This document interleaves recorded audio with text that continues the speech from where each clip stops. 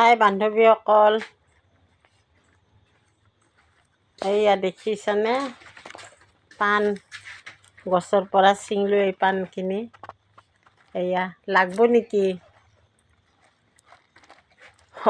কেইটামান লৈ যাব পাৰা আৰু ঠাৰিকেইটা ৰুই দিলে মানে হ'ব।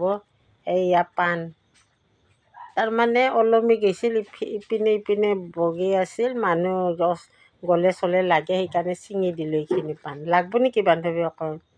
তামোলৰ লগত খাবা, লৈ যোৱা। এইটো কি পাণ বুলি কয়? গছ পাণ হয় না? লাগলে লৈ যাবা দেই কেইটামান পাণ। এয়া ঠাৰিটো লগাই দিব পাৰিবা তামোল গছত। বাই ৰাখিলোঁ।